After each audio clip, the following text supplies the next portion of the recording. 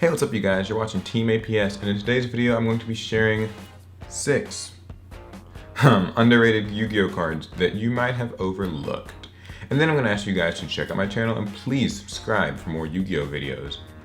Now, to preface this, underrated doesn't mean that these cards are like amazing hidden gems that will change the game and are great and you should definitely run them.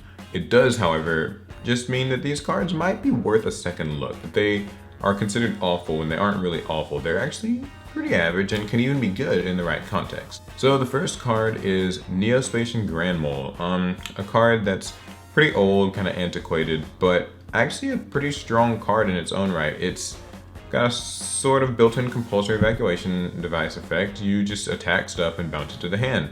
Deals with synchros, deals with Xyz. Now the weakness in the card obviously is that it isn't really, part of the archetype or whatever deck you're running. So you can't really search it. It doesn't really work with any of your deck's combos. And you also lose a turn of, maintaining or establishing board presence. So when you summon a Grand Mole and bounce a card, you're not really gaining anything. Your opponent's just losing something. But still, you might be setting them back a turn. So it is worth a look. I mean, it's an easy out to bosses that isn't a neg1 or even a 1-for-1. So pretty cool. Even an out to the gem lock if you think about it that way. Winda and all that nice stuff. Next is another monster, Spirit Reaper. Another older, antiquated card, but can be useful in its own right. It can't be disturbed by battle, simple as that. And when it's targeted, it destroys itself. Also, if it inflicts battle damage to your opponent, they have to discard a card.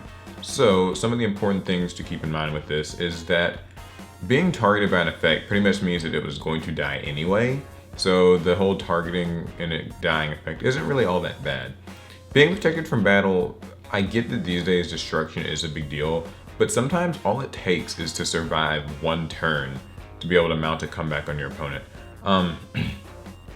In today's metagame where every deck can sort of push forward so quickly and respond to an opposing board pretty easily, something like Spirit Reaper might sort of be worth it. I get that it isn't part of the archetype like, Neo-Spacian Grand Mole, so you can't really search it. It doesn't really, combo with many cards that you are probably running, but still, if you set it and your opponent overextends, puts a lot of monsters on the board and then attacks and realizes they can't deal with it, then your opponent's wasted some resources committing to the board, and then on your turn you might be able to do something with it. And last but not least, whenever you do get the random chance to swing directly and discard a card, that's a huge deal. That's a free +1. So not all that bad unless you're facing Burning Abyss. Next card, Swords of Revealing Light. Now, this is another really old one, but it's just a card that stops your opponent from attacking you for 3 full turns. Now, something that a lot of people will say whenever you mention this card is, oh, well, just get MST'd. But a lot of times people prefer not to MST Sword of Revealing Light. They prefer for it to just wait for it to wear off and then, you took a negative in playing it.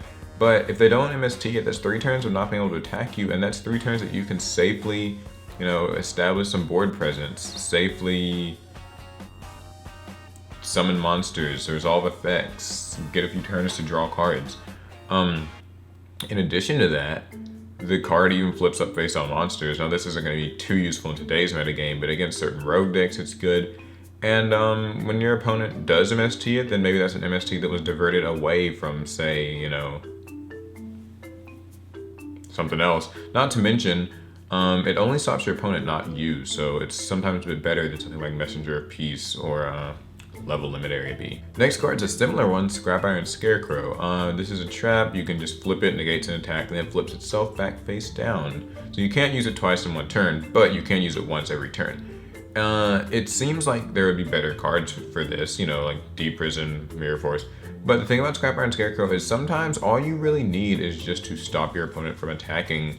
And this recurs. It just sits there and does it over and over. And if your opponent's playing a slower paced deck, just stopping one of their attacks every turn can be a huge deal, especially if you're running a deck that runs sort of just a lot of beat stick monsters, monsters with high attack, where your opponent might struggle to swing over them, and then when they finally get a monster big enough to, you just bop Scrap Iron Scarecrow and then it goes right back face down, so next turn they still can't do it.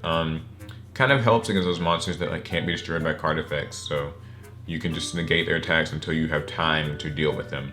Again, not saying it's amazing, but it is underrated. The next card is Dimension Slice, D Slice. You can get a slice of the D. When a monster gets special summoned to your side of the field, you activate it and you banish a monster your opponent controls.